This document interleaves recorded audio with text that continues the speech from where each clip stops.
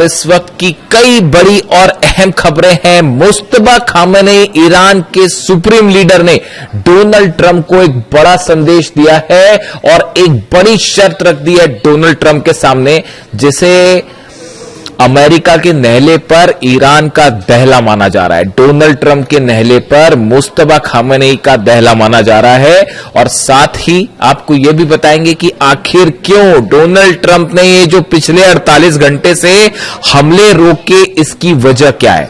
देखिए, एक बहुत बड़ा दावा जो कि ईरान की तरफ से किया गया है, कल ही ये दावा सामने आ गया था, लेकिन इसका थोड़ा सा एनालिसिस करना जरूरी है। ईरान की तरफ से दो बेहद अहम दावे किए गए। पहला दावा यह है, ईरान के Islamic revolutionary guard core IRGC ने दावा किया है कि ऑपरेशन विक्ट्री 2 के तहत मध्य पूर्व में अमेरिकी सैन्य ठिकानों पर किए गए हमलों में 200 से ज्यादा अमेरिकी सोल्जर्स मारे गए हैं और कई घायल हुए हैं।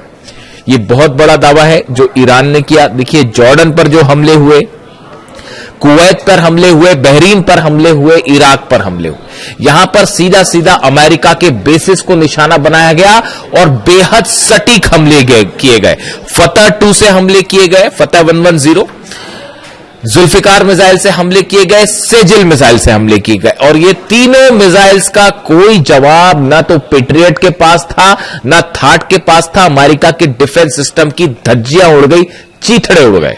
हमने आपको यही दावा किया था। देखिए, हम कैजुअलिटी के बारे में कोई दावा नहीं कर रहे, लेकिन हमने एक और दावा किया था। मैंने खुद ने आपको यह दावा कर बताया था कि जो खबरें हैं, जिस नेचर की स्ट्राइक करी है, जिन मिसाइल्स की स्ट्राइक की है, जिस प्रिसीजन के साथ स्ट्राइक की है, उससे लगता है कि अमेरिका के कई जेट्स तबाह हुए हैं, खासतौर पर जॉर्डन में। और अब ईरान की तरफ से भी यही दावा किया जा रहा है। ईरान कह रहा है कि साहब, जो हमले किए उसमें 11 तो फाइटर जेट अमेरिका के तबाह हो गए। जॉर्डन में जो फाइटर जेट के बेस पर हमला हुआ था, वो मिसाइल ठीक उस हैंगर के ऊपर गिरी थी जहां पर फाइटर जेट्स खड़े थे अमेरिका के, वो तबाह हुए हैं। कुवैत में बड़ी जो है वो तबाही हुई है। कुवैत में भी जो फाइटर जेट के हैंगर थे वो तबाह किए गए। अब ईरान दावा कर रहा है कि हमने 11 अमेरिका के फाइटर जेट्स तबाह कर दिए, जिसमें F-15 फाइटर जेट शामिल है, एक P-8 है, इसके अलावा C-17 ट्रांसपोर्ट विमान है, वो शामिल है और 8 से ज्यादा जो है रिफ्यूलिंग टैंकर शामिल है। मतलब ये आंकड़ों को अगर आप जोड़ लें तो ये अच्छे खासे नंबर हो जाएंगे। देखिए, ये पिछली बार भी हुआ था इस तरह से कि हमने कहा था आपको कि 30 से ज्यादा प्लेन्स तबाह हुए। अमेरिका के नंबर्स जो है वो 42 निकल के आए और अब देखिए ईरान की ये दावे हैं, इनको लेकर सैटेलाइट इमेजेस भी सामने आनी शुरू हो गई हैं। इतनी आसानी से डोनाल्ड ट्रंप पीछे नहीं हटते। ये जो हमले हुए उसके पीछे की एक पूरी कहानी है कि आखिर क्यों डोनाल्ड ट्रंप ने ये हमले रोके, हम उसका भी जिक्र करेंगे। देखिए, एक बड़ा संदेश आया है मुस्तफा खामेनेई का, जो कि डोनाल्ड ट्रंप के नाम सीधा सीधा संदेश ये माना जा रहा है और उसमें ईरान ने ये कहा है कि अगर किसी भी तरह की बातचीत करनी है अमेरिका को या किसी भी तरह से सीज फायर की बात करनी है, तो अब उसकी पहली शर्त यह है कि लेबनान में पूरी तरह से शांति होनी चाहिए, इजराइल के हमले रुकने चाहिए, इजराइल की सेना बाहर जाए। ये जो सीज फायर करते हैं और उसके आड़ में नेतन्याहू जो हमले कर रहे हैं लेबनान में, ये जब तक नहीं रुकेंगे तब तक कोई बात नहीं। ये सीधा सीधा संदेश मुस्तफा खामेनेई ने डोनाल्ड ट्रंप को दे दिया है कि आपसे बात ही तब होगी जब आप लेबनान में पूरी तरह से मसला खत्म, या अमेरिका ये जो इजराइल की फोर्सेस है इसको बाहर भगाइए यहां से पहले और नेतन्याहू के हमले रुकवाइए और ये जो सीज फायर के नाम पर धोखा देते हैं इस तमाशे को बंद करवाइए, वरना कोई बात नहीं।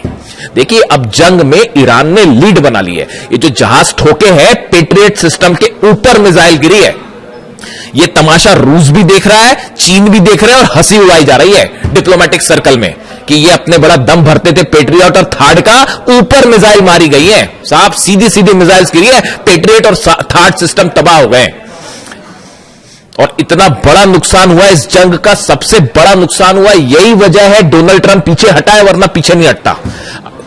बैठक होती है व्हाइट हाउस में, मैं आपको एक वीडियो में पहले भी बता चुका हूं। व्हाइट हाउस में बैठक हुई, पीट हेग्सेट शामिल थे, उसमें डैन केन्स शामिल थे, अमेरिका के तमाम अधिकारी शामिल थे। उसमें बताया गया कि जो नुकसान हुआ है और कैसे पेट्रियट और थाट सिस्टम मिसाइल्स खत्म हो रही है, सिर्फ 900 मिसाइल्स बची है अमेरिका के पास।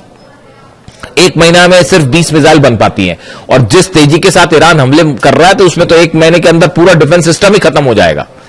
इसलिए रुके ये हमला करने से। और दूसरी चेतावनी आ गई है ईरान की तरफ से कि नेटो के जितने बेसेस है सबको ठोका जाएगा, चाहे वो तुर्की में हो, चाहे इटली में हो, चाहे जर्मनी में हो। मैं आपसे उस पर चर्चा कर चुका हूं, इसलिए इस पर बात नहीं करूंगा। तो ये 6 बेसेस ऐसे हैं नेटो के जहां पर न्यूक्लियर वेपन्स होने की बात कही जा रही है, वो सब के सब खुर्रमशहर 4 के निशाने पे, और जेलेंस्की को भी जवाब मिलेगा। अभी जो कैस्पियन सी में जहाज जलाया है ईरान का, उसका जवाब जो है वो खुर्रमशहर 4 रेडी है, और 5 वाला वर्जन भी जो है वो शायद पहली बार अब यूक्रेन पर ही टेस्ट किया जाए, और वो 100% यूक्रेन को जवाब मिलेगा। आप लिखवा लीजिए, चाहे तो कैस्पियन सागर में जवाब मिलेगा, और या फिर जो है सीधा मेनलैंड पे हमले का जवाब मिलेगा। तो बैठक हुई, बैठक में यह तय किया गया कि भाई अभी जो असेसमेंट हुआ कि कितना नुकसान हो रहा है, उसमें यह बात निकल के सामने आ गई कि अगर आप लॉन्ग रेंज वॉर करते हैं, लंबी जंग की तैयारी करते हैं, पहली बात तो देखिए ईरान में वो रैपिड वेनेजुएला समझने की गलती कर रहे थे, तमाम समझाने के बाद भी कि उसको वेनेजुएला मान के चल रहे थे। ईरान ने समझा दिया क्या है हकीकत। अब वो है वॉर स्ट्रेटेजी पूरी तरह से गड़बड़ा गई है। अमेरिका के जो सीनेटर्स हैं अपोजिशन के और जो कांग्रेसमैन है, उनके बयान सुनिए। डोनाल्ड ट्रंप की ऐसी तीखी आलोचना उनके प्रेसिडेंट बनने के बाद से नहीं हुई, और यह कहा जा रहा है कि मिड टर्म पोल हारना तय है डोनाल्ड ट्रंप का। उनके जो सीनेटर्स हैं अपोजिशन, वो सवाल उठा रहे हैं कि ये क्या घटिया रणनीति लेके आप वॉर में गए। ना तो आप जीत पा रहे, ना आप बाहर निकल पा रहे, ना ईरान के अंदर जा पा रहे, ना हॉर्मुज कैप्चर कर पा रहे, ना लीडरशिप चेंज कर पा रहे, ना ईरान की सेना का मुकाबला कर पा रहे। तो कर क्या पा रहे फिर? जंग करने के लिए किस लिए गए थे? हकीकत यह है कि अब इस जंग में ईरान ने जबरदस्त लीड बना ली है। ये उसी दिन तय हो गया था जिस दिन अली खामेनी साहब पे हमला किया गया था। मेरे पे लोग सवाल उठाते थे, जिस दिन अली खामेनी साहब का असैसिनेशन हुआ, उसी दिन जो मेरा पहला वीडियो था 28 तारीख को असैसिनेशन के बाद का, उस वीडियो में मैंने कहा था कि आप देखिएगा ईरान ये जंग कभी नहीं हारेगा। और आज 5 महीने बाद आप कहां खड़े हैं? हॉर्मुज के गेट पर जो है वो पहरेदारी करते खड़ी हुई है अमेरिका की सेना। सच है या नहीं बताइए? क्यों नहीं एंटर कर लेते हॉर्मुज में? अंदर एंटर करिए। अबू मेहदी ऐसी मार मारेगी ना कि एक भी जहाज नहीं बचेगा।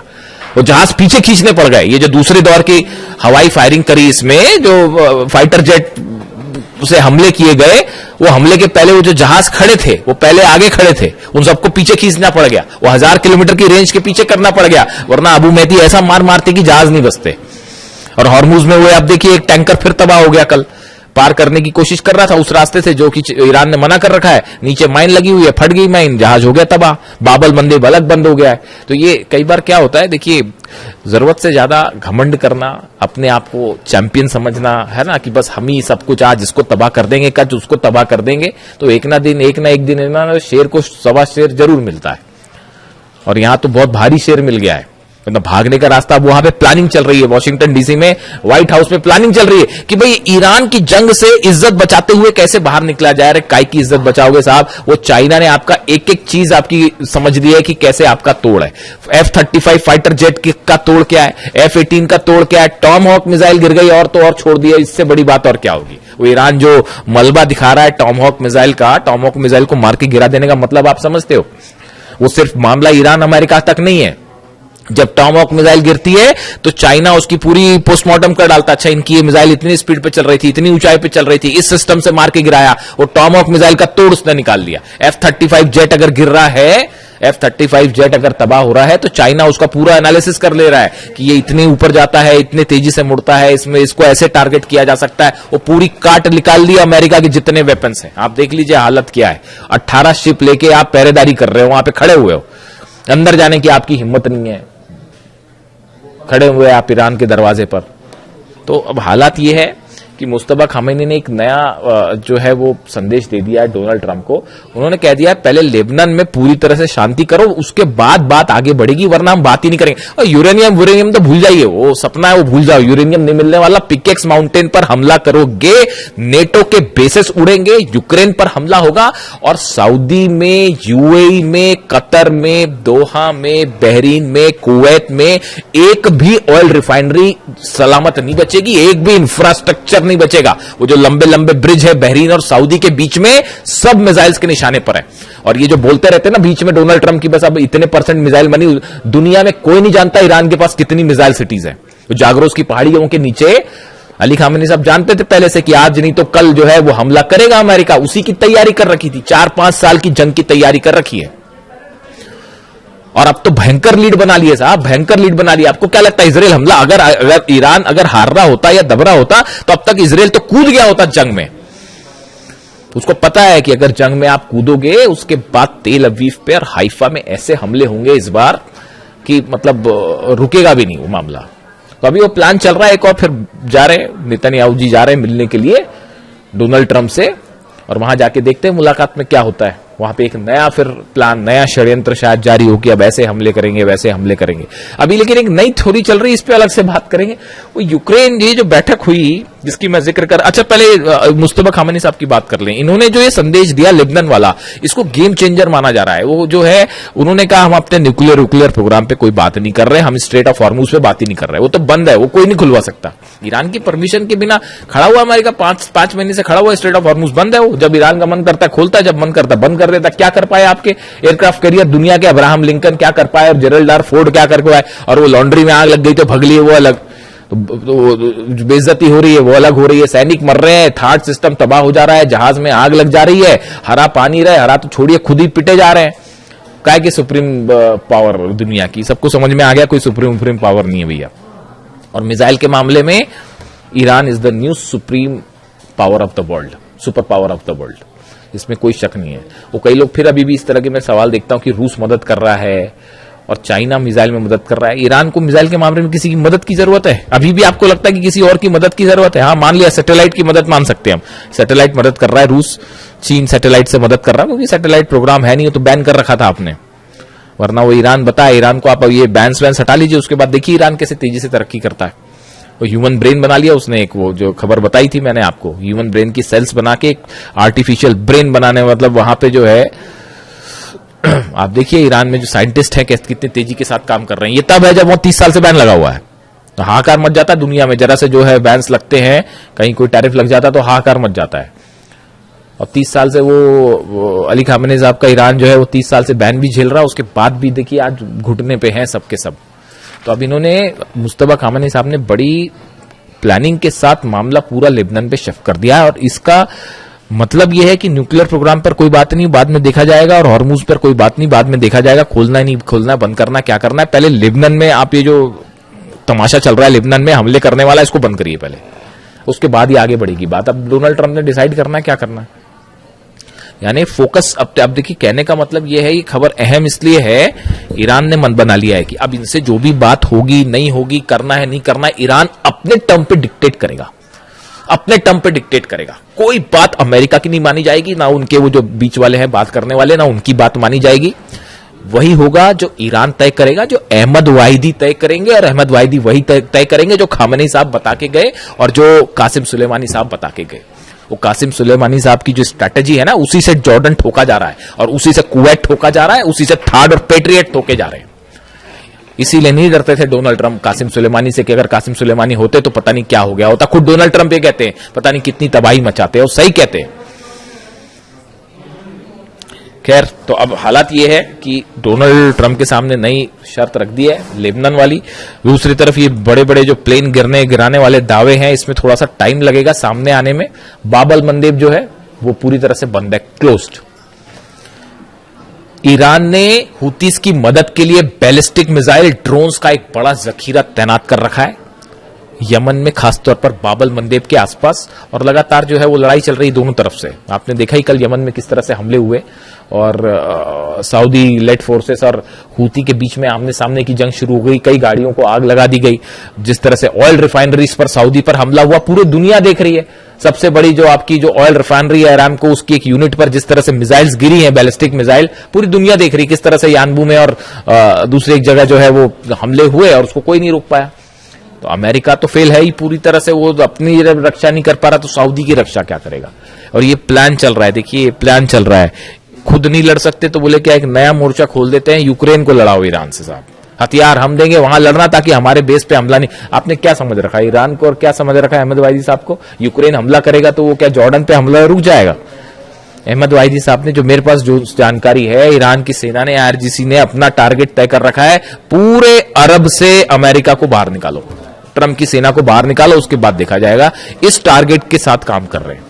और डोनाल्ड ट्रंप की कोशिश जो यूक्रेन वाला है उस पर अलग से बात करेंगे। वो यूक्रेन को भिड़ाने की कोशिश है ईरान से, सऊदी को भिड़ाने की कोशिश वहां पे जो है हूती को वहां मैनेज करने के लिए सऊदी को भिड़ा लो, यानी खुद पीछे रहो, हथियार देके दूसरे को लड़ा जाए, ये प्लान चल रहा है। लेकिन अभी हालात ये है, ईरान ने बड़ी लीड बना ली है। अब ये जो शर्तें रखी हैं मुस्तफा खामेनी साहब ने, इसका क्या होगा, बाबल मंदेब का क्या होगा, हॉर्मूज का क्या होगा, एक बड़ी जंग की तैयारी फिर शुरू है अमेरिका की तरफ से भी, इजराइल की तरफ से भी।